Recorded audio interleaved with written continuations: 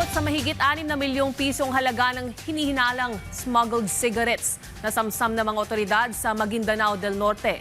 Samantala, Energy Department nakapagtala ng mababang konsumo ng enerhiya matapos ipatupad ang energy saving measures sa mga ahensya ng pamahalaan. Yan at iba pa sa Express Balita ni Sheila Natividad. Nasa kote sa Maguindanao del Norte ang smuggled cigarettes na umaabot sa 6.4 milyon pesos na nakakarga sa truck na may halong semento. Ayon sa BIR, umaabot sa 40 hanggang 50 billion pesos ang nawawalang pondo dahil sa illegal na sigarilyo, banta sa kabuhayan ng mga manggagawa sa tobacco industry. Ang mga lalabag ay mahaharap sa Republic Act No. 12002, Anti-Cultural Economic Sabotage Act of 2024.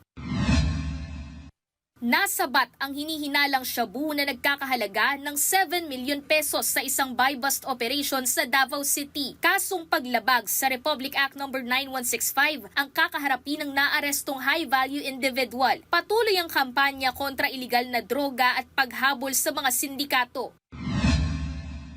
Tiniyak ng Philippine Industries Incorporated na walang pagbabawas ng empleyado sa ngayon sa kabila ng mataas na presyo ng langis. Patuloy ang pagtulong ng pamahalaan sa pamamagitan ng fuel subsidies at paghahanda ng buffer stock ng langis. Nakapagtala ang DOE ng pagbaba ng energy consumption sa mga ahensya ng pamahalaan dahil sa flexible work at efficiency measures. Ayon kay Energy Secretary Sharon Garin, mahalaga ang pagtitipid ng enerhiya sa harap ng global crisis. Sheila Natividad para sa Pambansang TV sa Bagong Pilipinas.